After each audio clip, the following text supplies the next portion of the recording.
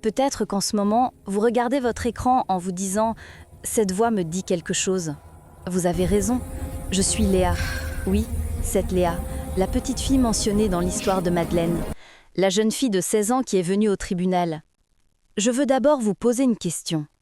Si vous aviez 16 ans et que vous découvriez le secret le plus sombre de votre famille, que feriez-vous ? Parce que moi, je l'ai découvert il y a 6 mois et aujourd'hui, je vais vous raconter ce que j'ai vécu depuis ce jour-là. J'ai 17 ans maintenant. Il y a 1 an, j'étais une lycéenne ordinaire. Je me levais tard le matin, je courais à l'école, j'essayais d'arriver à l'heure en cours. Pendant les pauses déjeuner, je m'asseyais à la cantine avec Sarah et nous débattions de quelle série commencer. Le soir, je faisais mes devoirs, je m'amusais avec mon téléphone, je dormais. Normal. Sécurisant. Ennuyeux. Et complètement faux. Parce que je ne savais pas. Ce qui se passait dans ma famille, ce qu'il faisait à ma grand-mère, je ne savais rien. Peut-être que certains d'entre vous ont vu l'histoire de ma grand-mère Madeleine, cette femme forte, 68 ans, traînée en justice, qui se battait pour sa maison. Oui, c'est ma grand-mère. Et cette Céline mentionnée dans la vidéo, c'est ma mère. Thomas, c'est mon père. Et moi, Léa, je suis le témoin silencieux de cette histoire, ou je l'étais. Je voyais ma grand-mère Madeleine peut-être 2 fois par an, à Noël et à Pâques. Maman trouvait toujours une excuse. « Nous avons trop de travail, Léa. Grand-mère sera fatiguée. On ira une autre fois. » Et je ne demandais rien. J'avais 16 ans. Je vivais dans mon propre monde. Je pensais que grand-mère avait aussi sa propre vie. Jusqu'à ce jour où, en rentrant de l'école, j'ai entendu maman et papa se disputer. J'ai ouvert la porte silencieusement. Les voix venaient du salon. « Céline, le tribunal nous a ruinés. 14 000 € d'honoraires d'avocat. Où allons-nous trouver cet argent ?» La voix de papa devenait dure, elle montait. « N'était-ce pas ton idée, Thomas ? Tu n'as pas dit « on vend la maison, on récupère notre argent, tout sera réglé ?» Le ton de maman s'aiguisait. « Mais tu avais dit ce sera facile, si on obtient une procuration, la vieille ne résistera pas. » Je me suis arrêtée. La vieille. Ces 2 mots ont figé l'air. L'air n'entrait plus dans mes poumons un instant. Je suis restée derrière la porte. Mon cœur battant résonnait dans mes oreilles. De qui parlait-il ? Léa n'est pas là, n'est-ce pas ? La voix de maman était devenue paranoïaque. Non, elle devrait être à l'école. Elle rentre 17h. J'ai retenu mon souffle. Je n'ai pas bougé. J'étais comme une statue. Madeleine a gagné Céline. Nous avons perdu. Son procès, son argent et notre réputation. Maintenant, qu'est-ce qu'on va faire, bordel ? Madeleine. Grand-mère Madeleine. Mes jambes ont commencé à trembler. J'ai dû m'appuyer contre le mur. Que se passait-il ? On reprendra un crédit, on n'a pas d'autre choix, dit maman comme si elle avait abandonné. Où va-t-on prendre un crédit, Céline ? On est mis partout en dette. Hypothèque sur hypothèque, les cartes de crédit ont atteint le plafond, même la banque ne nous regarde plus. Si seulement ta mère pouvait comprendre, nous sommes ses enfants, cet argent est notre droit. Si elle faisait preuve de conscience, quel signe ? Tout serait fini. Je n'ai pas pu supporter. Je me suis levée. Mes jambes ne me portaient pas, mais j'ai marché. J'ai monté les escaliers. Je suis entrée dans ma chambre. J'ai fermé la porte et je me suis assise. Juste assise. Mes yeux étaient ouverts, mais je ne voyais rien. Mes oreilles entendaient, mais mon cerveau ne comprenait rien. Qu'avait-il dit ? Tribunal ? Madeleine ? Argent ? Mes mains tremblaient. J'ai ouvert mon ordinateur, j'ai ouvert Google. J'ai tapé « Madeleine Dubois, procès, tribunal ». Quand j'ai appuyé sur « Entrée », l'écran s'est rempli. Rempli et rempli et rempli. Des articles, des dizaines d'articles. J'ai cliqué sur chacun, j'ai tout lu. Et à chaque ligne que je lisais, j'oubliais de respirer. Une femme de 68 ans poursuivie par son fils. Demande de mise sous tutelle rejetée. Une femme âgée gagne seule son combat. Le tribunal condamne le fils et la belle-fille à de lourdes indemnités. J'ai lu les déclarations de papa. Dans les procès-verbaux du tribunal, les mots sortis de la propre bouche de papa étaient écrits. « Ma mère n'est plus en âge de prendre des décisions. Elle ne peut pas gérer sa maison seule. Nous nous inquiétons pour sa sécurité. Elle sera plus heureuse en maison de retraite. » Mensonge. Tout était mensonge. Ils avaient fait ça pour l'argent. pour vendre la maison de 420 000 euros, pour couvrir leurs dettes, pour envoyer grand-mère en maison de retraite. Mon estomac a commencé à se soulever. Je me suis levée, j'ai couru aux toilettes, je me suis effondrée par terre. Rien n'est sorti, mais j'ai continué à avoir des hauts-le-cœur. Le sol était froid, mes joues brûlaient, je tremblais. Ma famille, ma mère et mon père, ils avaient fait ça. Cette nuit-là, je n'ai pas dormi. Je me suis allongée dans le lit, j'ai regardé le plafond. Le sommeil n'est pas venu. 3 heures, puis 4 heures, puis 5 heures. Quand les premières lueurs du matin se sont glissées par la fenêtre, j'étais toujours éveillée. Le lendemain matin, j'ai dit à maman que je n'irais pas à l'école. J'ai mal à la tête, ai-je dit. Ce n'était pas un mensonge en fait, j'avais vraiment mal. Tout faisait mal. Maman n'a même pas remarqué. D'accord, repose-toi, a-t-elle dit, et elle est sortie. Elle se précipitait au travail, comme toujours. J'étais seule à la maison. J'ai pris le téléphone, j'ai regardé l'écran. Grand-mère Madeleine était écrit dans la liste de contacts. Quand l'avais-je ajoutée ? Je ne m'en souvenais pas. Quand l'avais-je appelée pour la dernière fois ? Je ne m'en souvenais pas non plus. Mon doigt est resté sur l'écran. 1 minute, 2 minutes. Et si elle ne veut pas de moi ? Ai-je pensé. Et si elle est en colère contre moi aussi ? Et si elle me ferme la porte au nez ? Mais maintenant, je devais savoir la vérité, de sa bouche. J'ai appuyé sur la touche d'appel. Le téléphone a sonné. Mon cœur a s'accéléré. 1 fois, 2 fois, 3 fois. S'il te plaît, réponds, je chuchotais. S'il te plaît. À la 4e sonnerie, elle a décroché. Allô ? Voix de grand-mère, cette voix familière, douce, fatiguée. Combien d'années sans l'entendre ? Quelque chose s'est brisé dans ma poitrine. Grand-mère ? Ma voix ne sortait pas. Ma gorge était nouée. C'est... Et Léa ? Léa ? Surprise, inquiétude, amour tout en même temps. Ma chérie, c'est toi ? Tout va bien ? Et à cet instant, tous mes murs se sont décroulés. J'ai pleuré. Je ne pouvais pas parler, j'ai juste sangloté. Léa, qu'est-ce qui s'est passé, ma puce ? Ne pleure pas, s'il te plaît. Dis-moi ce qui s'est passé. Les mots étaient en morceaux. J'ai appris, grand-mère. J'ai tout appris. J'ai lu sur Internet, le tribunal, le procès, ce qu'ils t'ont fait. Il y eut un silence au téléphone. Un long silence. Puis grand-mère a pris une profonde respiration. Viens, Léa. Sa voix était calme, déterminée. Viens me voir, tu connais mon adresse. Viens, parlons.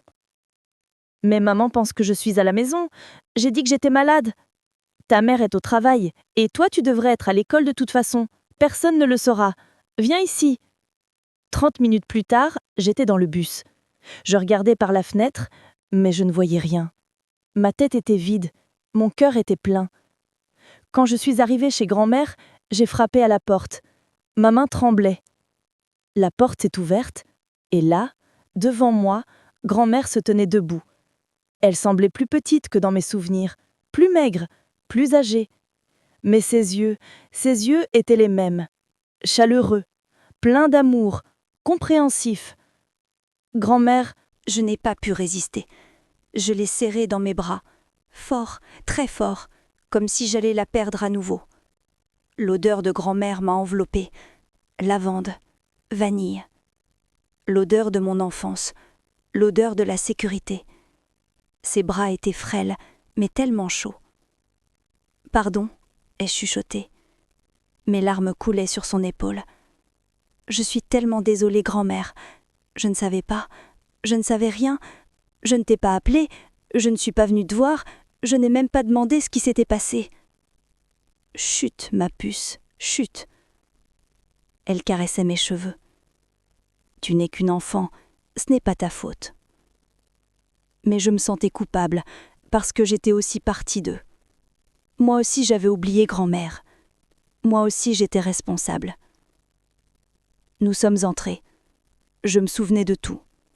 Le canapé marron dans le salon, les photos de famille sur le mur, la vieille horloge dans la cuisine, tout était pareil. Mais moi, j'avais beaucoup changé. Grand-mère a fait du café. Elle m'a donné des biscuits, les mêmes biscuits, au beurre, au chocolat, la même recette. Tout était pareil. Mais rien n'était pareil. Léa, dit grand-mère en s'asseyant face à moi, raconte-moi ce que tu sais. Et j'ai tout raconté. La dispute entre maman et papa, les articles sur Internet, les procès-verbaux du tribunal, tout. Grand-mère a écouté. Juste écouté. Elle a hoché la tête, ses yeux se sont remplis, mais elle n'a pas pleuré. Et maintenant, qu'est-ce que tu penses, Léa ? A-t-elle finalement demandé. Qu'est-ce que je pensais ? Je ne savais pas. C'était ma famille. Maman, papa, les gens qui m'avaient élevée, qui s'étaient occupés de moi, qui m'aimaient. Mais ce qu'ils avaient fait, c'était tellement mal. Grand-mère, ai-je dit, ma voix tremblait. Pourquoi ont-ils fait ça ? Grand-mère a posé sa tasse. Elle m'a regardée. Dans ses yeux, il y avait de la fatigue, mais pas de colère. L'argent, Léa. L'argent et la cupidité. Parfois, les gens accordent plus d'importance à l'argent qu'à leurs proches. Ils oublient ce qui a vraiment de la valeur. Mais tu es leur mère. Papa est ton fils. Je sais, ma chérie. Mais parfois, quand les enfants grandissent, ils oublient. Ils oublient qui ils sont, d'où ils viennent. Ils oublient grâce à qui ils sont là. Léa, dit grand-mère en prenant ma main, écoute-moi bien. Ta mère et ton père ont fait quelque chose de mal, très mal. Mais toi, tu es différente. Tu es encore jeune, encore pure. Tu as encore bon cœur. Ne sois pas comme eux. Ne sois jamais comme eux. Je ne sais pas comment je dois être grand-mère. Sois honnête, aie une conscience, et ne vends jamais, jamais ta famille pour de l'argent. L'argent va et vient, Léa, mais la famille, la vraie famille, c'est tout. Ce jour-là, nous avons parlé pendant des heures. Grand-mère m'a tout raconté. Le processus du tribunal, comment Céline avait fait des plans, comment papa avait été convaincu. Maître Dubois, la lettre de grand-père Henri, tout. Et finalement, elle m'a posé une question. Léa, maintenant tu dois faire un choix. Vas-tu rester silencieuse ou vas-tu faire ce qui est juste ? Quand je suis rentrée à la maison, maman attendait à la porte. Son visage était rouge. « Où étais-tu, Léa ? L'école a appelé. Tu n'es pas venue aujourd'hui. » Je l'ai regardée, vraiment. Pour la première fois, je la voyais différemment. Ce n'était plus ma mère, juste une femme qui avait fait quelque chose de mal. Je suis allée voir grand-mère, ai-je dit. Ma voix était calme, déterminée. Son visage est devenu pâle. « Qu'est-ce que tu as dit ? » Je suis allée voir grand-mère Madeleine. Je sais tout, maman. J'ai lu sur Internet. J'ai trouvé les procès-verbaux du tribunal.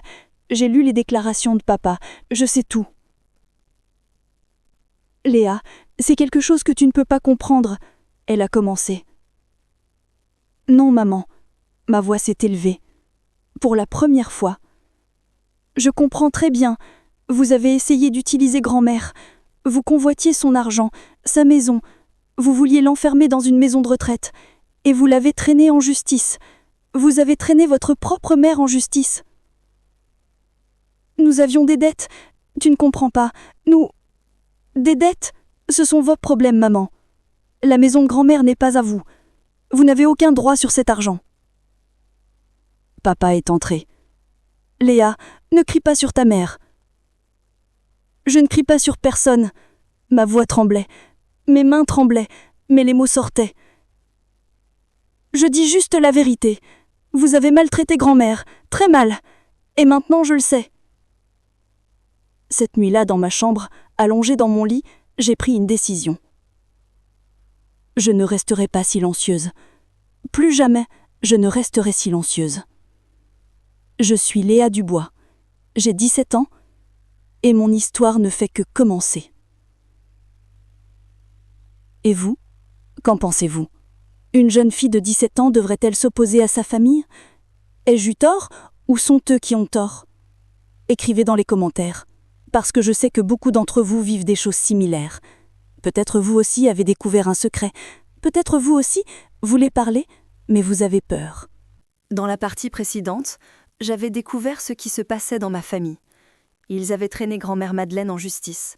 Ils convoitaient son argent. Et moi, maintenant, je connaissais la vérité. Maintenant, la vraie difficulté commençait. Vivre sous le même toit qu'eux. Avez-vous déjà pensé, si vous appreniez quelque chose de mauvais sur votre famille, mais que vous deviez vivre avec eux sous le même toit, que feriez-vous? Moi, je le vivais justement. Depuis ce jour où je suis allée voir grand-mère, la maison a changé. Ou c'est moi qui ai changé. Peu importe maintenant. Maman ne me parlait plus, jamais. Le matin, nous nous croisions dans la cuisine. Elle faisait son café, je versais mon lait. Pas un mot. Nous ne nous regardions même pas, comme si je n'étais pas là, comme si j'étais un fantôme. Papa ne parlait pas non plus, mais c'était différent pour lui. Celui de maman, c'était de la colère. Celui de papa, c'était de la culpabilité. Je le voyais dans ses yeux. Quand il me regardait, il détournait immédiatement le regard. Il voulait dire quelque chose, mais ne pouvait pas. Les repas étaient les pires moments. Nous étions 4 assis à table. Maman, papa, moi et Lucas. Lucas avait 12 ans. Mon petit frère. Mon frère innocent. Il n'était au courant de rien, ou je ne pensais pas qu'il l'était. Pendant le repas, le seul bruit était celui des couverts. Clic, clic, clic. Maman regardait son assiette, papa au loin, moi Lucas. Et Lucas nous tous, avec des yeux inquiets. « Maman, dit-il un soir, pourquoi on ne parle plus jamais ?» Silence. « Nous sommes juste fatigués, mon chéri, » dit maman, aucune émotion dans le ton de sa voix. « Bon appétit. » Et le repas se terminait ainsi. Lucas venait ensuite me voir. Il frappait à la porte de ma chambre. « Grande sœur, quelque chose s'est passé ?» Je le prenais dans mes bras. Fort. « Non, mon cœur. Les adultes, parfois, c'est comme ça. Ne t'inquiète pas. » Mais il s'inquiétait. Je le voyais dans ses yeux. Et je ne pouvais pas lui dire la vérité. Parce qu'il était encore trop jeune. 12 ans, innocent. Et je voulais préserver cette innocence. La tension à la maison augmentait un peu plus chaque jour. Maman et papa parlaient tard dans la nuit. J'entendais leur voix, basse, rauque, fatiguée. L'argent. Toujours l'argent. Un matin, j'étais seule à la maison, maman était partie au travail, papa aussi, Lucas à l'école. Sur la table à manger, il y avait une pile de lettres, de la banque, des compagnies de cartes de crédit, électricité, eau, gaz. Ma main s'est tendue. Je savais que c'était mal. C'était mal, mais je devais le faire. J'ai ouvert la première lettre. Avis de retard d'hypothèque. Date de dernier paiement, 30 jours de retard. En cas de non-paiement, une procédure de saisie sera engagée. Mon souffle s'est coupé. Deuxième lettre. Dette de carte de crédit. 44 287,23 €. Même le paiement minimum n'a pas été effectué. Compte en cours de fermeture. Mes mains ont tremblé. Troisième lettre. Quatrième. Cinquième. Chacune était pire. Dettes. Seulement des dettes. Partout des dettes. 44 000 €. Ce chiffre tournait dans ma tête. La maison de grand-mère valait 420 000 €. Avec cet argent, toutes les dettes seraient payées. Peut-être même qu'il resterait un peu. C'est pour ça qu'ils avaient essayé d'utiliser grand-mère. J'ai remis les lettres en place, exactement à leur place, pour qu'on ne voie pas que j'y ai touché. Mais quelque chose s'était brisé en moi, parce que maintenant je comprenais. Complètement. Ce n'étaient peut-être pas de mauvaises personnes, juste des personnes désespérées. Mais est-ce que cela justifiait ce qu'ils avaient fait ? Ce soir-là, à table, il y avait encore le silence. Mais cette fois, c'était différent, parce que moi, je connaissais leurs secrets. Et eux savaient que je savais. Maman a posé son couteau sur l'assiette. Un bruit sec. « Léa, dit-elle. » Il y avait de la froideur dans sa voix. « Ce week-end, ne va pas voir ta grand-mère. Je ne veux plus que tu y ailles. » J'ai posé ma fourchette, lentement, avec contrôle. « Pourquoi ? » ?»« Parce que je le dis. » Elle me regardait maintenant, pour la première fois depuis des jours. « Tu es encore une enfant. C'est moi qui décide qui tu vois. » J'ai dégluti. Le feu en moi montait. « J'ai 17 ans, l'amant. Je ne suis pas une enfant. et je continuerai à voir grand-mère. Tant que tu vis sous mon toit, ton toit, ma voix s'est élevée. Je perdais le contrôle. Cette maison n'est même pas à toi, maman. Elle appartient à la banque. J'ai lu les lettres. 44 000 € de dette. L'hypothèque n'est pas payée. La saisie va arriver. Le temps s'est arrêté à table. Le visage de maman est devenu rouge vif. Papa blême. Tu as lu mes lettres ? La voix de maman tremblait. De colère ou de honte, je ne pouvais pas dire. Comment tu oses ? Comment j'ose ? Je me suis levée. Vous avez traîné grand-mère en justice. Vous avez essayé de la faire passer pour folle. Vous convoitiez son argent. Moi, j'ai juste lu une lettre. Papa s'est levé aussi. Léa, va dans ta chambre, tout de suite. Non, je ne suis plus une petite fille. Je ne serai pas réduite au silence. Va dans ta chambre, j'ai dit. Non. Et à cet instant, la voix de Lucas est venue. Un sanglot, puis un autre.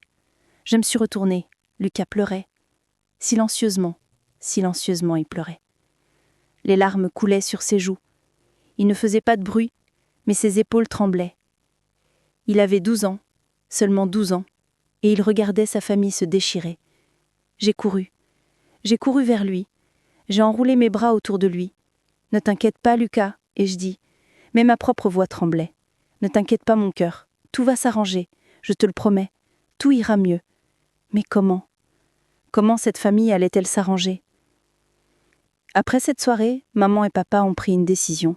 « Léa, tu vas voir le docteur Lambert », dit maman 2 jours plus tard. Il n'y en a pas de discussion dans son ton. « Un psychologue ? Pourquoi ? » Parce que ton comportement a changé. Tu es devenue agressive, irrespectueuse, incontrôlable. Tu as clairement un problème. Je n'ai pas de problème, maman. J'essayais de rester calme. Le problème, c'est vous, ce que vous avez fait. Voilà, Léa, voilà cette attitude. Le docteur Lambert va t'aider avec ça. Le cabinet du docteur Lambert était dans un immeuble du centre-ville, au 3e étage. Le cabinet était décoré de couleurs chaudes, murs beige, canapé moelleux, odeur de lavande. Le docteur Lambert, une femme d'une 50aine d'années, au visage calme. Elle m'a souri. « Bonjour Léa, je suis le docteur Lambert. Assieds-toi s'il te plaît. » Je me suis assise. Je me suis enfoncée dans le canapé. « Léa, pourquoi es-tu venue ici ? » Maman m'a envoyée, elle pense que j'ai des problèmes. Et toi, qu'en penses-tu ? J'ai hésité. Qu'est-ce que je pensais ? Je suis confuse. J'ai appris quelque chose sur ma famille, quelque chose de mauvais, et maintenant je ne peux plus leur faire confiance. Tu veux m'en parler ? Et j'ai tout raconté. Grand-mère, le tribunal, les dettes, les mensonges, les lettres. Le docteur Lambert a pris des notes. Elle a hoché la tête. Ses yeux étaient bienveillants.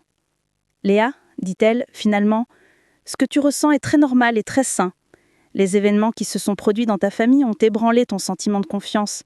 C'est naturel. Mais ce sont mes parents. Oui, et être parent ne fait pas automatiquement de toi une bonne personne. Les familles font aussi des erreurs, parfois de très grosses erreurs. Alors, que dois-je faire ? Que veux-tu faire ? » J'ai réfléchi, longtemps. Je veux voir grand-mère. Je ne veux pas la laisser seule. Mais ma famille est aussi importante. Je les aime. Seulement, je ne peux plus leur faire confiance. C'est un point de vue très mature, Léa. Tu peux aimer quelqu'un, mais en même temps avoir besoin de prendre des distances. Ce n'est pas contradictoire. C'est poser des limites saines. Ce jour-là, en sortant du cabinet du docteur Lambert, je me suis sentie un peu plus légère. Parce que quelqu'un m'avait comprise. En rentrant à la maison, maman attendait. Qu'est-ce que le docteur Lambert a dit ? Elle m'a posé des questions, elle a écouté, elle a essayé de comprendre. Elle t'a prescrit des médicaments ? Non, maman. Je ne suis pas malade. Je suis juste une jeune fille qui a découvert la vérité. C'est normal. Maman allait dire quelque chose, mais elle s'est arrêtée. Peut-être pour la première fois, elle avait pensé que j'avais raison. Peut-être. Le lendemain à l'école, j'ai tout raconté à ma meilleure amie, Sarah. À la cantine, à la table du coin, juste nous deux. Waouh Léa, Sarah était choquée. Je ne savais pas.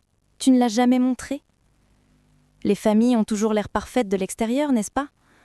Un sourire amer. Mais à l'intérieur, tout peut s'effondrer. Qu'est-ce que tu vas faire maintenant ? Je vais continuer à voir grand-mère. Que maman le permette ou non. Sarah a pris ma main. Je suis avec toi, Léa. Toujours avec toi. Ce week-end, je suis retournée voir grand-mère. Cette fois, maman n'a rien dit. Peut-être avait-elle abandonné? Peut-être était-elle fatiguée? Le jardin de la maison de grand-mère nous avait accueillis avec toute la beauté du printemps. Les fleurs avaient éclos, roses, tulipes, marguerites. Le soleil frappait nos visages, réchauffait nos âmes. « Grand-mère » ai-je dit en tenant sa main. « Maman t'appelle-t-elle parfois ?»« Non, ma chérie. Elle n'appelle pas. »« Elle ne te manque pas ?» Grand-mère a pris une profonde respiration.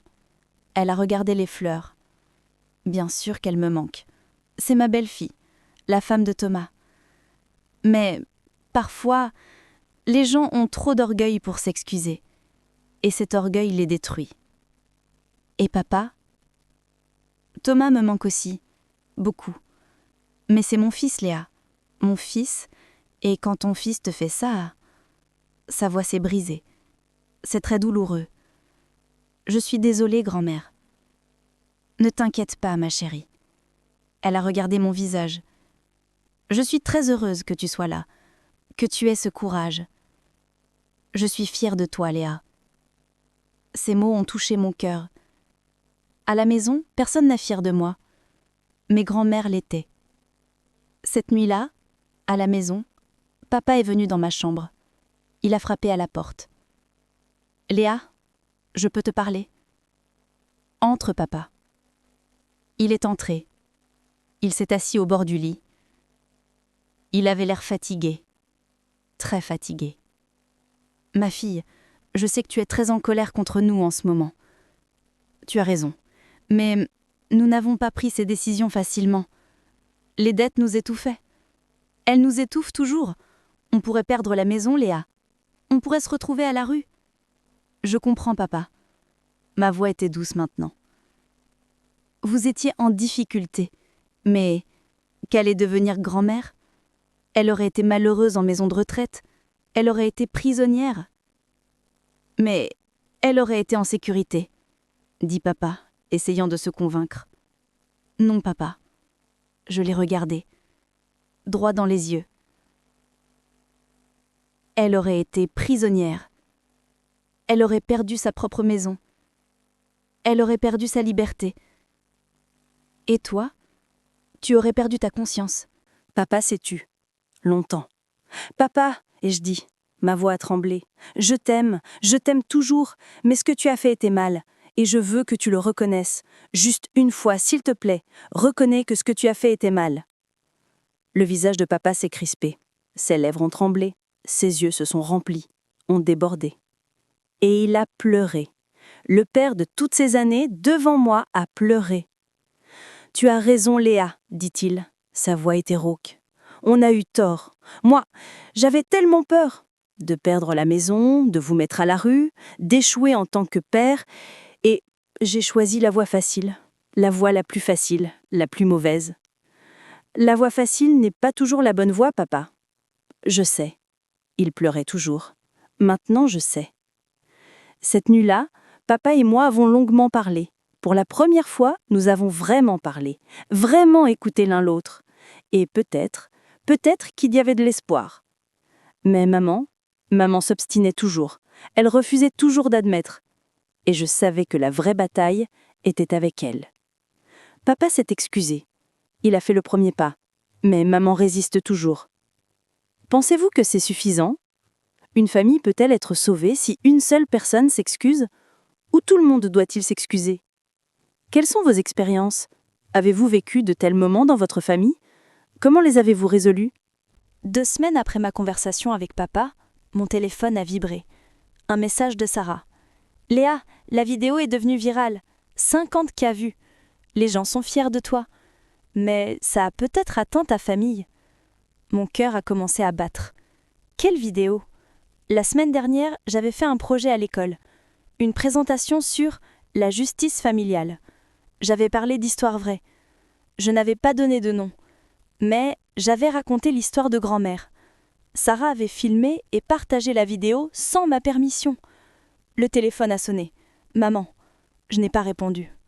1 minute plus tard, il a sonné à nouveau. Je n'ai toujours pas répondu. Puis, la porte s'est ouverte.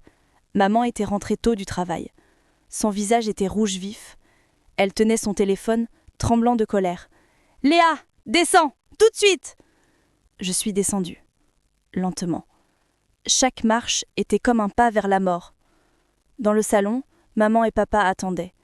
Lucas était à l'école, pas à la maison. Il avait de la chance. « Assieds-toi », dit maman. Sa voix tremblait. De colère ou de déception, je ne comprenais pas.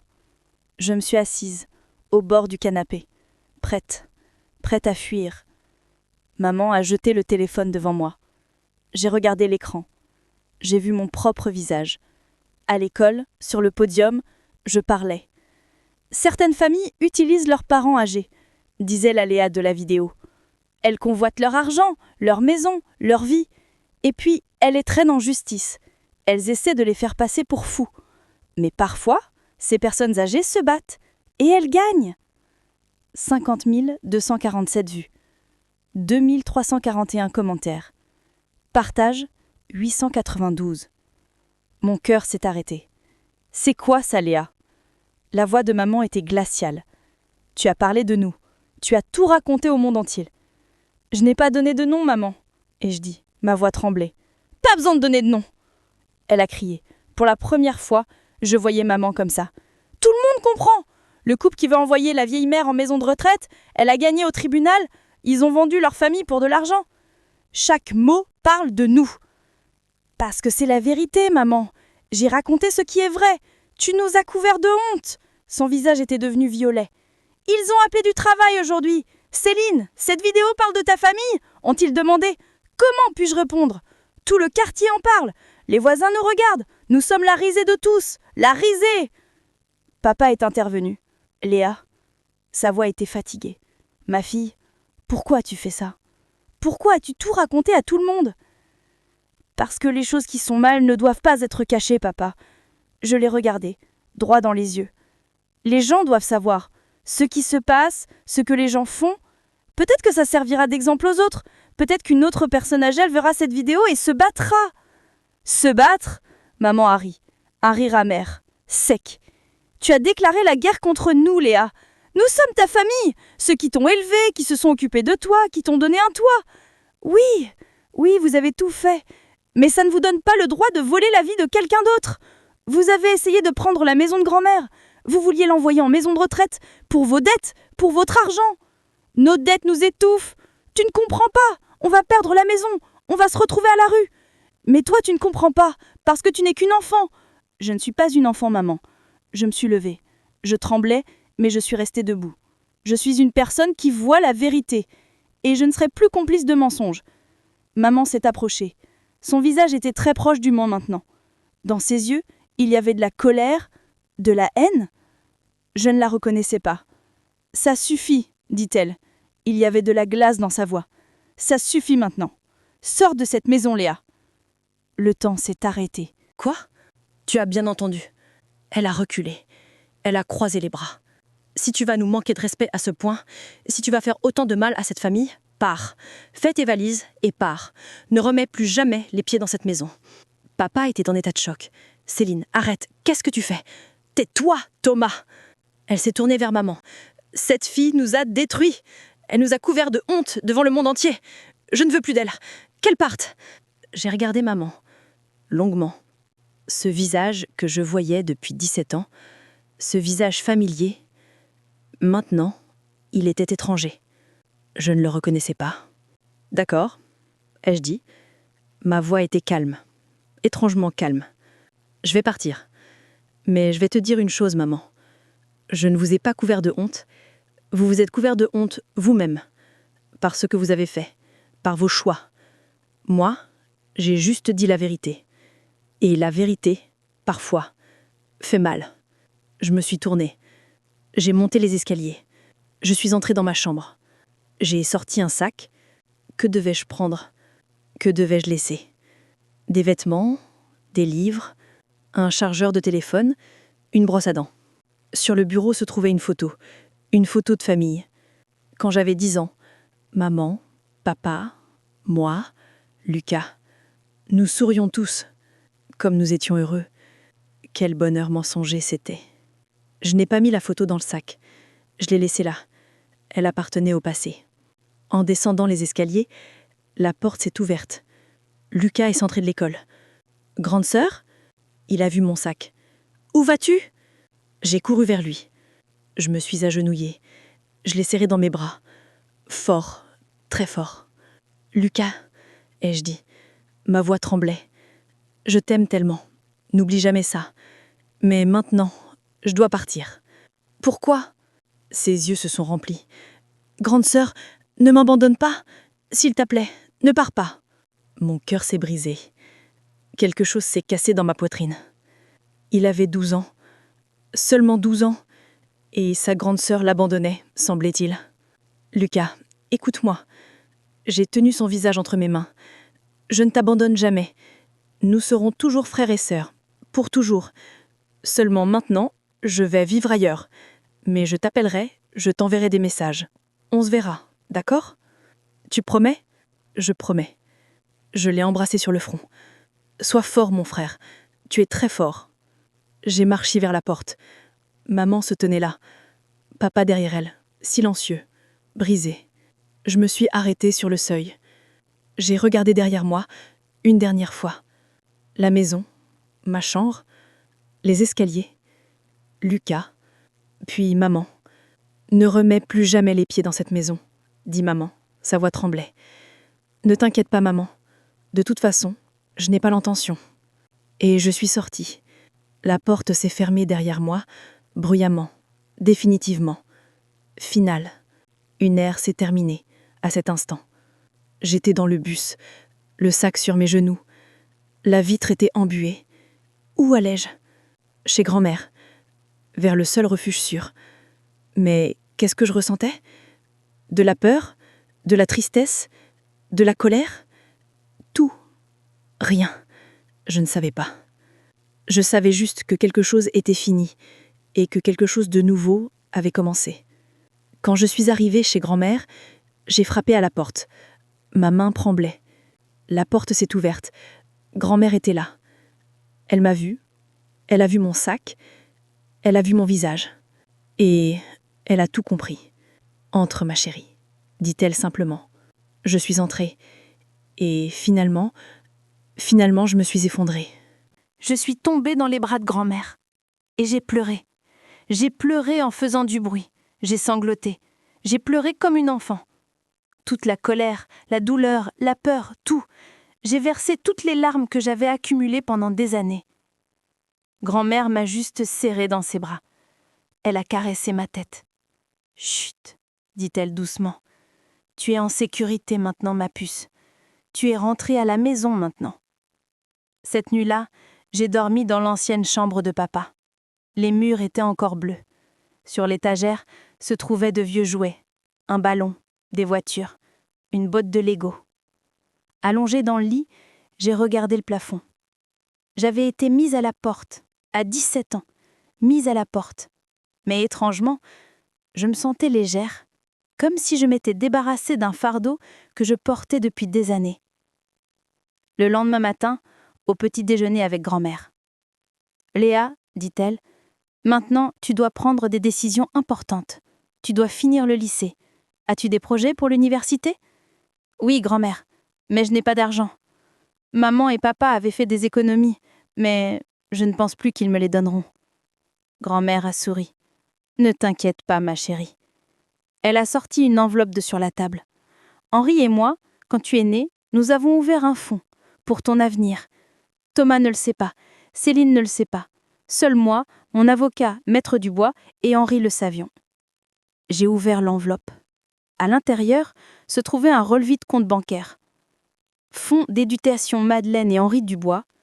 Solde 48 976,42 €. Mon souffle s'est coupé. Grand-mère, c'est ton droit, Léa. Elle a pris maman. Henri disait toujours « Nos petits-enfants seront de bonnes personnes, Madeleine. Tu verras. » Et il avait raison. Tu es une bonne personne. Et cet argent, c'est pour tes études. J'ai pleuré. J'ai encore pleuré. Mais cette fois, c'était différent. De bonheur, d'espoir, de gratitude. Une semaine plus tard, Sarah a appelé. « Léa, tu dois venir à l'école. Tout le monde parle de toi. » En mal? Non, au contraire. Ils sont fiers de toi. et la directrice veut te parler. Je suis allée à l'école. En marchant dans les couloirs, les gens me regardaient. Certains souriaient, certains hochaient la tête. « Bravo Léa », dit un élève. « Tu es courageuse », dit un autre. Madame Torres, la directrice, attendait dans son bureau. « Léa, assieds-toi. » Je me suis assise. J'avais peur. Allais-je être punie ? « Léa, j'ai vu ta présentation, j'ai vu la vidéo, et je veux te dire quelque chose. » Elle s'est arrêtée. Elle a souri. « Tu es très courageuse. » Pardon ? Dire la vérité, surtout quand il s'agit de famille, est la chose la plus difficile au monde. Mais tu l'as fait, et cela a inspiré beaucoup de gens. Vraiment ? Oui. En fait, elle m'a tendu une carte de visite. Une fondation de protection de la jeunesse veut entrer en contact avec toi. Ils ont entendu ton histoire. Ils font des conférences aux jeunes. Peut-être que tu pourrais participer. Ce jour-là, je suis sortie de l'école heureuse. Peut-être que ma douleur avait un sens. À la porte, papa attendait. « Papa ? Léa, on peut parler ?» Nous sommes allés dans un café. Nous nous sommes assis face à face. Un long silence. « Te mettre à la porte était mal, » dit finalement papa. J'aurais dû intervenir, mais je n'ai pas pu. Je suis désolée. Et maintenant, qu'est-ce qui va se passer, papa ? Ta mère et moi, nous nous sommes beaucoup disputés. Elle ne veut pas changer. Mais moi... Et il s'est arrêté. Ses yeux se sont remplis. Je suis fatiguée, Léa. Des mensonges, des dettes, de la colère. Je pense à divorcer. Pour la première fois, j'ai vu papa aussi fragile. Papa, ai-je dit, parfois se séparer est plus courageux que rester ensemble. Il a pleuré. Au milieu du café, devant les gens, il a pleuré. Tu as raison, ma fille. Tu as toujours raison. Quand je suis rentrée à la maison, chez grand-mère, maintenant ma maison aussi, grand-mère était assise dans le jardin. « Tu as vu ton père ?»« Oui. Comment tu savais ?»« Il m'a appelé. Il a demandé la permission. Je l'ai donnée. »« Il va divorcer de maman. »« Je sais. » Elle a pris une profonde respiration. Thomas est une bonne personne. Mais il était faible. Maintenant, c'est peut-être le moment de devenir fort. Cette nuit-là, en me couchant, j'ai pensé à il y a un mois. Nous avions une famille normale. Ou nous le pensions. Maintenant, tout était en morceaux. Mais peut-être que certaines choses doivent se briser pour être reconstruites correctement. Léa a été mise à la porte. Elle a perdu sa famille, mais peut-être a-t-elle trouvé sa liberté. Et vous, qu'auriez-vous fait ? Auriez-vous révélé les secrets de votre famille au monde ? Ou seriez-vous resté silencieux ? 3 mois ont passé. Il y a 3 mois, j'avais été mise à la porte, avec mon sac, mes larmes, mon cœur brisé. Maintenant, j'étais différente. Je vivais maintenant chez grand-mère. Chaque matin, je me levais à 6h30. J'étais la première debout avant elle. Je descendais à la cuisine, je faisais du café. Cette odeur réveillait grand-mère. « Bonjour, ma puce », disait-elle en entrant dans la cuisine. « Bonjour, grand-mère, ton café est prêt. » Nous prenions le petit déjeuner ensemble. Elle me faisait des biscuits, je lui coupais des fruits, nous parlions. Parfois, nous restions silencieuses, mais c'était toujours ensemble. C'était ça la famille, la vraie famille. Quand j'allais à l'école, j'étais maintenant connue comme la fille courageuse. En marchant dans les couloirs, les gens regardaient, certains avec admiration, certains avec critique, mais ça ne m'importait plus. Sarah était à mes côtés chaque jour. « Tu es une héroïne, Léa », disait-elle. « Je ne suis pas une héroïne, Sarah. J'ai juste fait ce qu'il fallait. C'est pour ça que tu es une héroïne. » Un jour, une femme nommée Laura m'a appelée, d'une fondation appelée Projet Justice Jeunesse. « Léa, nous avons entendu ton histoire. Nous avons vu la vidéo qui est devenue virale. Nous aimerions travailler avec toi. » Travailler ? Comment ? Nous faisons des conférences aux jeunes, difficultés familiales, abus, négligence. Ton histoire peut inspirer beaucoup de jeunes. Mais je ne suis qu'une lycéenne. Non, Léa. La voix de Laura était chaleureuse. Tu es une jeune fille qui a osé élever la voix, et le monde a besoin de voix comme la tienne. J'ai fait ma première conférence une semaine plus tard, dans un lycée. 200 élèves. J'étais derrière la scène, derrière le rideau. Mes mains étaient moites, mon cœur allait sortir de ma poitrine. Je ne peux pas. Et je murmurais, j'ai seulement 17 ans. Qui va m'écouter? Laura est venue à côté de moi. Léa, ils ont ton âge. Tu es l'une d'entre eux. C'est pour ça qu'ils vont t'écouter. Je suis montée sur scène. Les lumières m'ont ébloui. 200 visages me regardaient. J'ai respiré, profondément. Bonjour, ai-je dit. Ma voix tremblait. Je m'appelle Léa, j'ai 17 ans, et je vais vous raconter mon histoire. Et j'ai raconté. J'ai raconté grand-mère, Madeleine, la femme de 68 ans traînée en justice, qui se battait pour sa maison. J'ai raconté maman et papa, les dettes, les mensonges, la trahison. Je me suis raconté. Le moment de la découverte, le choc, la douleur. Et puis, ai-je dit, ma voix s'était renforcée maintenant. J'ai été mise à la porte, à 17 ans, parce que j'ai dit la vérité. Silence, un profond silence. Mais vous savez ce que j'ai appris? La vérité fait parfois mal, mais le mensonge tue toujours. Si quelque chose est mal, ne restez pas silencieux. Que ce soit la famille, des amis, peu importe. Ce qui est mal est toujours mal. La conférence s'est terminée. Une seconde de silence, 2 secondes, puis une personne a applaudi, puis une autre, puis tous. Ils se sont levés, un par un, et ils ont applaudi. Et moi, là, sur le podium, je pleurais, je riais aussi, en même temps. Après la conférence, de nombreux élèves sont venus me voir. Moi non plus, je ne suis pas allée voir ma grand-mère depuis des années, dit une fille, elle pleurait. Je vais l'appeler aujourd'hui, je le promets. Ma famille a aussi des dettes, et ils convoitent l'argent de mon grand-père. Je ne vais plus me taire, tu m'as donné du courage. Ce jour-là, j'ai compris. Peut-être que ma douleur avait un sens. Peut-être que ma blessure guérissait les autres. En rentrant à la maison, chez grand-mère, maintenant ma maison aussi, grand-mère était assise dans le jardin. Elle buvait du café. Le soleil se couchait. « Comment ça s'est passé, ma chérie ?» a-t-elle demandé. Je l'ai serré dans mes bras. Fort, très fort. C'était magnifique, grand-mère. Les gens ont écouté, vraiment écouté. Et certains ont pleuré. Certains ont dit qu'ils changeraient. Bien sûr qu'ils écoutent, ma puce. Elle a caressé mes cheveux. Parce que tu dis la vérité. Et la vérité est toujours puissante. Ce soir-là, papa a appelé. « Léa, on peut se voir? J'ai quelque chose de très important à te dire. » Le lendemain, nous nous sommes retrouvés dans un café. Papa était seul cette fois. « Maman est où? » « À la maison. » Il s'est arrêté. Il a regardé son café. « Léa, je vais te dire quelque chose. Quelque chose de difficile. » Mon cœur a commencé à battre. J'ai décidé de divorcer de ta mère. Le temps s'est arrêté. Quoi? Nous sommes allés en thérapie de couple. 3 séances. Mais Céline ne changera pas. Elle en veut toujours à ta grand-mère. Elle se considère toujours dans son droit. Elle ne te parle toujours pas. Et moi, sa voix s'est brisée. Je suis fatiguée, Léa. Des mensonges, de la colère, des dettes.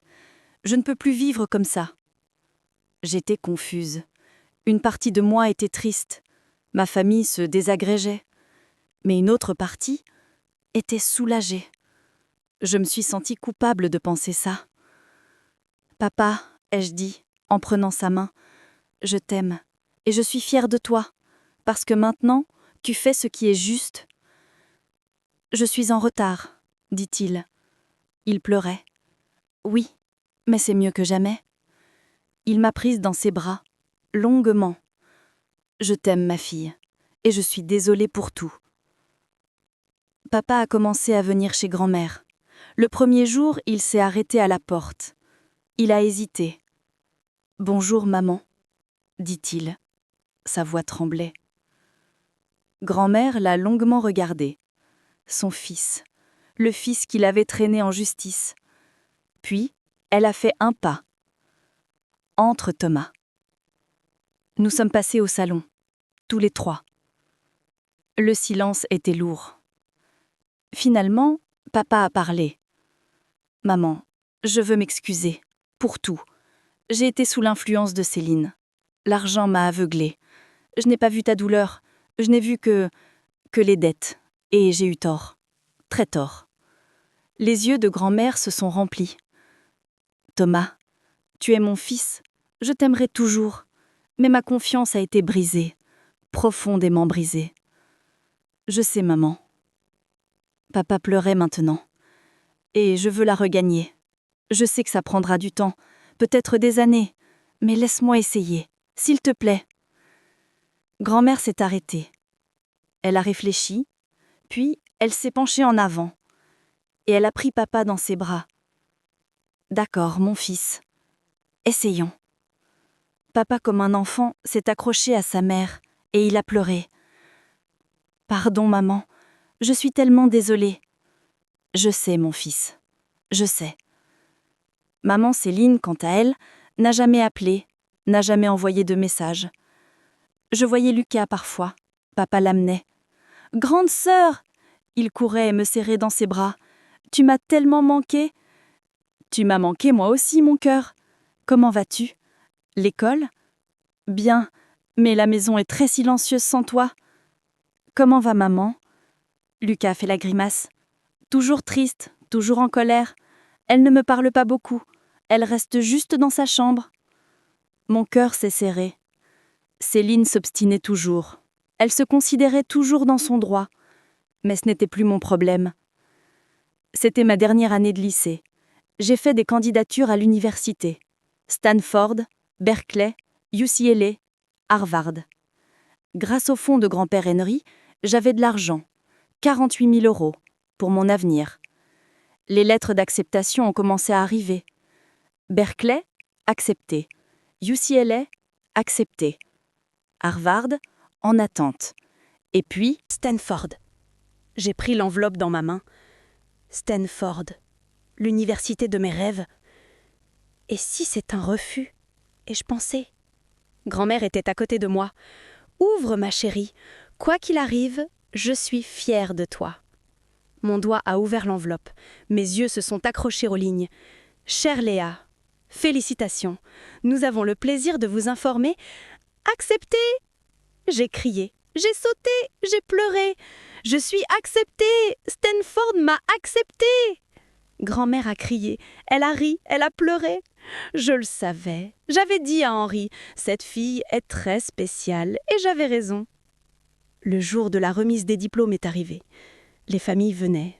Papa est venu. Lucas est venu. Grand-mère est venue. Maman n'est pas venue. J'ai regardé la section où les familles étaient assises. Papa était là. Lucas à côté. Grand-mère au premier rang. Et une chaise vide. La chaise vide de maman. Mon cœur s'est serré. Ça faisait toujours mal. Ça ferait toujours mal. Mais maintenant, cette douleur ne me détruisait pas, parce que j'étais entourée de ceux qui m'aimaient. Quand je suis montée sur scène, quand j'ai reçu mon diplôme, j'ai vu grand-mère.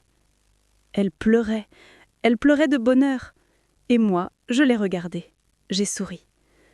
Merci, ai-je dit silencieusement, pour tout. Ce soir-là, nous avons fait une fête chez grand-mère. Papa avait apporté un gâteau. Lucas avait gonflé des ballons. Sarah était venue. « Léa, je veux te donner quelque chose, » dit grand-mère. Elle m'a tendu une enveloppe. Vieille, jaunie. À l'intérieur se trouvait une lettre, de l'écriture de grand-père Henri. « Ma chère petite fille, Léa, si tu lis ceci, c'est que je ne suis plus là. Mais je veux que tu saches, je suis fière de toi. Tu seras une femme forte, comme ta grand-mère. N'abandonne jamais, n'accepte jamais ce qui est mal, et toujours, bats-toi pour ce qui est juste. Je t'aime, ton grand-père Henri. » Mes yeux se sont embués. Je n'avais pas connu mon grand-père. Il était mort quand j'étais petite. Mais cette lettre, c'était comme s'il me connaissait, comme s'il avait toujours été là. Tu seras une femme forte. J'étais forte, parce que j'avais leur sang. La petite fille de Madeleine et Henri. Aujourd'hui, j'ai 18 ans. Je commence à Stanford. Je vais étudier le droit. Comme grand-mère, je veux combattre les injustices. Papa reconstruit sa vie. Il a divorcé de Céline. Lucas vit parfois avec son père, parfois avec sa mère. Maman ne s'excuse toujours pas. Mais ce n'est plus mon problème. Parce que j'ai appris, certaines personnes ne changent pas. Et tu n'es pas obligé de les changer. Grand-mère Madeleine a 70 ans. Elle vit toujours dans sa maison. Toujours forte, toujours libre. Et moi, je suis sa petite fille. 3 semaines après ma remise des diplômes, mon téléphone a sonné. C'était un numéro inconnu. Allô? Léa? C'est maman. Mon cœur s'est arrêté. 6 mois. 6 mois sans entendre sa voix. Maman? Sa voix tremblait. Je peux te voir? S'il te plaît, juste une fois. J'ai regardé grand-mère. Elle préparait le déjeuner dans la cuisine. Elle m'a vu hésiter. C'est ta décision, ma chérie, a-t-elle dit doucement. Pas la mienne. D'accord, maman. Et je dis au téléphone. Demain, au café près du parc, 15h. Merci, Léa. Merci. Cette nuit-là, je n'ai pas bien dormi. Que voulait-elle? Pourquoi maintenant, après 6 mois de silence absolu? Le lendemain, j'étais au café à 14h50. En avance. Trop nerveuse pour attendre à la maison. À 15h05, maman est entrée.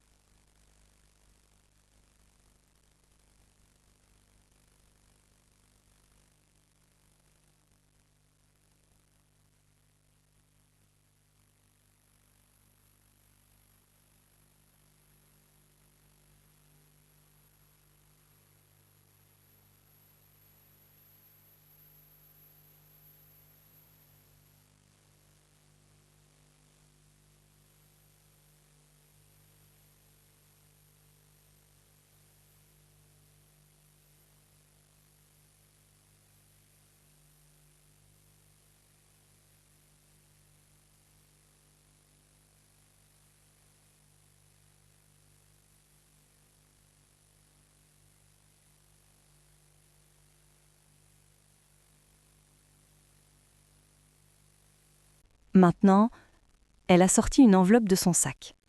Maintenant, je fais ce que j'aurais dû faire il y a 1 an. Elle a poussé l'enveloppe vers moi. Qu'est-ce que c'est? Une lettre. Pour ta grand-mère. Toutes mes excuses, toute la vérité. Je lui demande pardon.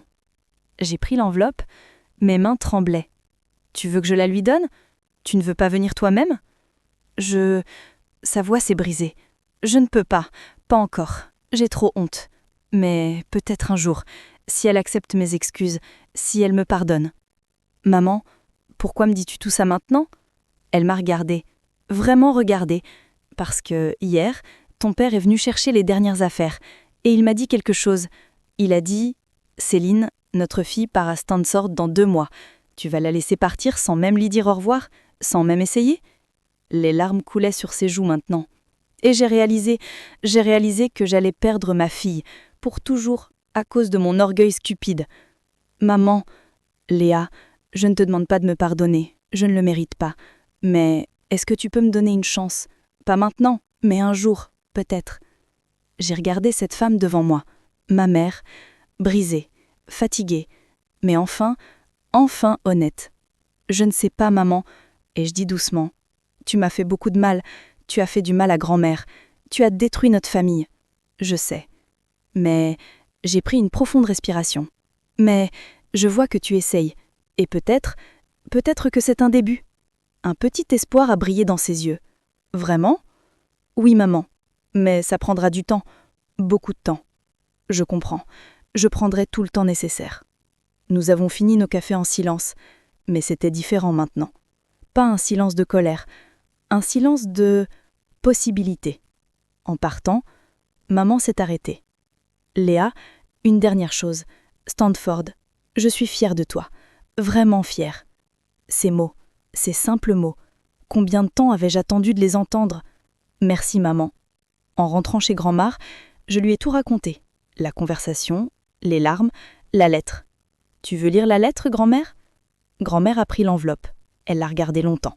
Puis, lentement, elle l'a ouverte. Ses yeux ont parcouru les lignes. Une fois, 2 fois. Des larmes ont commencé à couler. Qu'est-ce qu'elle dit, grand-mère?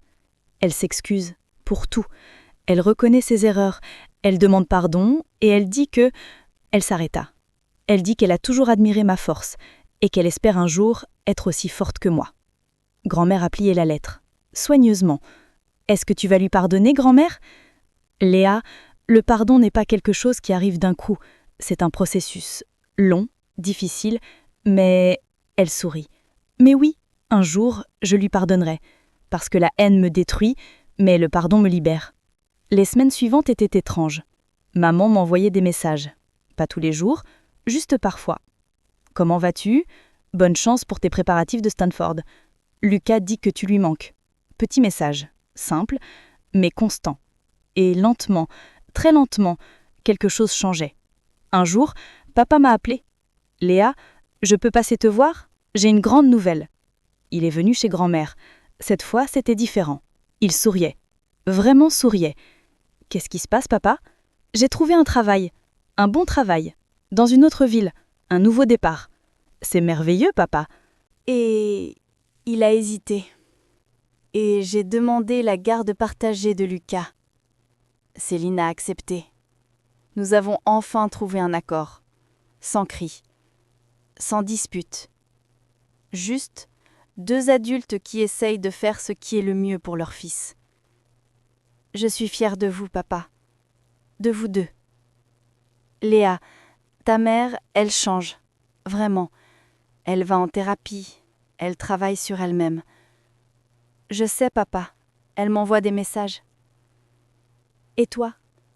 Comment tu te sens par rapport à tout ça? J'ai réfléchi. Longtemps. Confuse. Triste. Mais aussi pleine d'espoir. Parce que pour la première fois, je vois des adultes qui assument leurs erreurs, qui essayent de s'améliorer. Papa m'a serré dans ses bras. Tu es devenue une femme remarquable, Léa. Ta mère et moi, nous avons échoué sur beaucoup de choses. Mais toi, tu es notre réussite. 2 semaines avant mon départ pour Stanford, maman a demandé à me voir à nouveau. Cette fois, au même café. Mais cette fois, elle n'était pas seule. Lucas était avec elle. « Grande sœur !» Il a couru vers moi. Je l'ai soulevé. Il avait grandi, tellement grandi en quelques mois. « Tu m'as manqué, mon cœur !»« Toi aussi, grande sœur !» Maman souriait, un vrai sourire, pas forcé. Je me suis dit, avant que tu partes, nous devrions avoir un moment ensemble, tous les 3. Nous avons commandé des glaces. Lucas parlait de l'école, de ses amis, de son nouveau prof de maths. Normalité. Simple normalité, après des mois de chaos. Léa, dit maman quand Lucas est allé aux toilettes. J'ai écrit une autre lettre à ta grand-mère, et cette fois, je vais la lui donner moi-même. Mon cœur a sauté. Vraiment? Oui. Si elle accepte de me voir, je lui ai envoyé un message. J'attends sa réponse. C'est courageux, maman. Non. Elle a secoué la tête. C'est nécessaire. Si je veux me regarder dans le miroir, si je veux que mes enfants soient fiers de moi. Le lendemain, grand-mère a reçu le message de maman. « Qu'est-ce que tu vas faire, grand-mère ?» Elle a regardé par la fenêtre, vers le jardin, les fleurs qu'elle aimait tant. « Je vais la rencontrer, Léa, parce que nous ne pouvons pas avancer avec le passé non résolu. » 3 jours plus tard, maman est venue chez grand-mère. J'étais dans ma chambre, mais j'entendais tout. La sonnette, la porte qui s'ouvre, le silence. Puis, la voix de maman, tremblante. « Bonjour Madeleine. »« Bonjour Céline. Entre. » Elles sont passées au salon. J'entendais leur voix, basse. parfois des sanglots, puis du silence, puis encore des voix. 1 heure, 2 heures. Finalement, j'ai entendu des pas. Elle venait vers ma chambre. J'ai ouvert la porte. Grand-mère et maman se tenaient côte à côte. Les deux pleuraient, mais elles souriaient aussi. Léa, grand-mère et moi, nous avons parlé, longuement, honnêtement. Et j'ai demandé pardon, pour tout. Et Madeleine, sa voix s'est brisée. Madeleine m'a pardonné. Les trois, nous nous sommes embrassés. Longtemps, fort. Guérison, enfin, enfin la guérison commençait. Le jour de mon départ pour Stanford est arrivé. Ma valise était prête, mes livres emballés, mon billet d'avion dans ma poche. Mais dire au revoir, c'était la partie la plus difficile. Grand-mère m'a préparé mon petit déjeuner préféré. Crêpes au chocolat, café au lait, fraises fraîches. Grand-mère, tu vas tellement me manquer. Toi aussi, ma puce. Elle a caressé mes cheveux. Mais tu dois voler maintenant. Tu dois découvrir le monde. Et toi, tu seras toute seule? Seule? Elle a ri. Léa, j'ai mes amis, mes activités, mon jardin. Et maintenant Thomas vient me voir chaque semaine. C'était vrai. Papa venait régulièrement maintenant, parfois avec Lucas. Il réparait ce qui avait été brisé, lentement, patiemment. Et maman? Céline vient aussi. Pas souvent, mais elle vient. Nous buvons du thé, nous parlons. C'est encore difficile, mais nous essayons. À 10 heures, toute la famille était là pour me dire au revoir. Papa, Lucas, et oui, maman aussi. Nous étions tous dans le jardin de grand-mère, comme une vraie famille, brisée, réparée, différente, mais ensemble. Léa, dit papa, je veux te donner quelque chose. Il m'a tendu une enveloppe. Papa, qu'est-ce que c'est? Ouvre. À l'intérieur, un chèque. 5 000 €. Papa, je ne peux pas accepter. Tu as tes propres dettes. Non, Léa. Mon nouveau travail paie bien. J'ai commencé à rembourser les dettes et je veux t'aider pour Stanford, pour tes dépenses. Mais grand-père Henri m'a déjà laissé de l'argent. Je sais. Mais je veux faire ma part aussi. Je veux que tu saches que je suis là, que je serai toujours là. Maman s'est avancée. Moi aussi, Léa, je t'ai tendu une petite boîte. Ce n'est pas grand-chose, mais... J'ai ouvert la boîte. À l'intérieur, un collier. Simple, élégant, avec un pendentif en forme de maison. Maman, c'est magnifique. Pour que tu te souviennes. Sa voix tremblait. Peu importe où tu vas, tu as toujours une maison. Ici, avec nous. Lucas m'a sauté dans les bras. Grande sœur, tu reviendras pour Noël? Bien sûr, mon cœur, je reviens pour Noël, et pour l'été, et chaque fois que je peux. Tu promets? Je promets. Grand-mère m'a prise à part. Nous nous sommes assis sur le banc du jardin, le même banc où nous avions parlé pour la première fois après le tribunal. Léa, je veux te dire quelque chose d'important. Oui, grand-mère. Ces derniers mois, ce que tu as fait, ce n'était pas facile. Tu as dû choisir entre ta famille et la vérité, entre l'amour et la justice. Et tu as choisi la vérité. Mais j'ai presque détruit la famille, grand-mère. Non, la famille était déjà détruite, par les mensonges, par la cupidité. Toi, tu as dit la vérité, et la vérité, même si elle fait mal, guérit toujours. Tu penses que maman et papa vont vraiment s'en sortir? Je ne sais pas, Léa. Le divorce est difficile, mais regarde-les maintenant. Ils se parlent, civilement. Ils partagent la garde de Lucas sans se battre. C'est déjà un miracle. Et toi, grand-mère, tu as vraiment pardonné à maman? Grand-mère a réfléchi, longtemps. Le pardon n'est pas oublier, Léa. C'est choisir de ne plus laisser la douleur te contrôler. Oui, j'ai pardonné à Céline. Pas parce qu'elle le mérite, mais parce que je mérite la paix. Ces mots, ces sages mots, je les garderai pour toujours. Grand-mère, tu m'as tellement appris. Et toi, tu m'as sauvée, Léa. Si tu n'étais pas venue ce jour-là, si tu n'avais pas eu le courage de parler, je serais probablement dans une maison de retraite maintenant, prisonnière. Je n'aurais jamais laissé ça arriver. Je sais, ma puce. je sais. À midi, il était temps de partir. Papa m'emmenait à l'aéroport. J'ai embrassé tout le monde. Lucas a pleuré, maman aussi. Même papa avait les yeux rouges.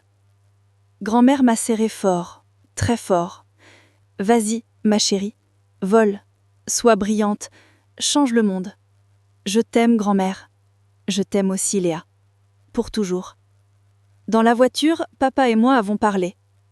Papa, tu penses que tout va vraiment s'arranger ? Je ne sais pas, ma fille, mais nous essayons. C'est tout ce que nous pouvons faire. Et maman, elle va tenir le coup ? Ta mère est plus forte que tu ne penses. Elle travaille dur, sur elle-même, sur sa vie. Elle va s'en sortir. Et vous deux ? Vous pouvez vraiment rester amis après tout ça ? Papa a souri tristement. Léa, parfois, deux personnes s'aiment, mais elles ne peuvent pas vivre ensemble. Céline et moi, nous avons fait des erreurs, énormes. Mais maintenant, nous pouvons être de meilleurs parents séparés qu'ensemble. C'est triste, papa. Oui, mais c'est aussi honnête. Et l'honnêteté, même triste, vaut mieux que les mensonges heureux. À l'aéroport, papa m'a accompagnée jusqu'au contrôle de sécurité. C'est ici que je te laisse. Merci papa, pour tout. Non Léa, merci à toi, pour ne pas avoir abandonné notre famille, pour avoir eu le courage que nous n'avions pas. Je t'aime papa, je t'aime ma fille. Une dernière étreinte, longue, chaleureuse. Puis j'ai passé le contrôle. Je me suis retournée une dernière fois, papa agitait la main. Il souriait et pleurait. Dans l'avion, j'ai regardé par le hublot. La ville s'éloignait, ma vie d'avant, mes souvenirs, tout devenait petit. Mais mon cœur était grand, plein, rempli d'espoir. Aujourd'hui, j'ai 18 ans. Je suis à Stanford maintenant. J'étudie le droit. Comme grand-mère me l'a enseigné, je veux combattre les injustices, protéger ceux qui ne peuvent pas se protéger eux-mêmes. Papa reconstruit sa vie. Il a un bon travail, un petit appartement. Et surtout, il a retrouvé sa dignité. Maman aussi travaille sur elle-même. Elle va en thérapie chaque semaine. Elle a même commencé à faire du bénévolat dans une association d'aide aux personnes âgées. Ironie du sort, n'est-ce pas ? Lucas grandit bien. Il passe une semaine chez papa, une semaine chez maman. Ce n'est pas parfait, mais c'est stable, et c'est mieux qu'avant. Grand-mère Madeleine a 70 ans maintenant. Elle vit toujours dans sa maison, toujours forte, toujours libre, toujours indépendante. Et moi, je suis leur petite fille, la fille de Thomas et Céline, la sœur de Lucas. Mais surtout, je suis Léa Dubois, une jeune femme qui a appris que la vérité, même douloureuse, est toujours préférable au mensonge confortable. Que le pardon libère plus qu'il ne faiblit. Que les familles peuvent se briser, mais avec du courage, de l'honnêteté et de l'amour, elles peuvent aussi se réparer. Mon histoire est terminée, mais la vôtre continue. Peut-être qu'en ce moment, vous vivez quelque chose de similaire. Peut-être que votre famille a des secrets, des mensonges, des douleurs cachées. Ou peut-être que vous êtes comme j'étais, aveugle, inconsciente, vivant dans une bulle qui va bientôt éclater. Je veux vous dire quelque chose. N'ayez pas peur de la vérité. Oui, elle fait mal. Oui, elle peut tout briser, mais elle seule peut vraiment guérir. Si vous voyez quelque chose de mal dans votre famille, ne restez pas silencieux. Parlez, même si c'est difficile, même si vous avez peur. Si vos parents font quelque chose de mal à vos grands-parents, intervenez. Ils ont besoin de vous. Si quelqu'un que vous aimez est maltraité, abusé, utilisé, défendez-le. Et si vous êtes vous-même dans une situation difficile, souvenez-vous, vous n'êtes pas seul. Il y a toujours quelqu'un, un grand-père, un ami, un professeur, quelqu'un qui peut vous aider. Demandez de l'aide. Ce n'est pas de la faiblesse, c'est du courage. Et maintenant, j'ai besoin de votre aide. Si cette histoire vous a touché, partagez-la. Partagez-la avec vos amis, votre famille, sur vos réseaux sociaux. Parce que quelque part, quelqu'un vit exactement ce que j'ai vécu. Et cette histoire pourrait lui donner le courage d'agir. Likez cette vidéo pour que YouTube la propose à plus de personnes. Chaque like compte. Chaque vue compte. Abonnez-vous à la chaîne pour ne pas manquer les prochaines histoires. Histoires vraies, histoires de courage, histoires d'espoir. Activez la cloche de notification pour être les premiers informés. Et surtout, commentez en dessous. Racontez-moi. Avez-vous une relation forte avec vos grands-parents ? Avez-vous déjà été témoin d'injustice familiale ? Qu'auriez-vous fait à ma place ? De quelle ville nous regardez-vous ? Chaque commentaire est lu. Chaque histoire est importante. Si vous connaissez quelqu'un qui traverse une situation similaire, taguez-le dans les commentaires. Cette vidéo pourrait changer sa vie. Question pour vous faire réfléchir. Pensez-vous que Céline mérite vraiment le pardon?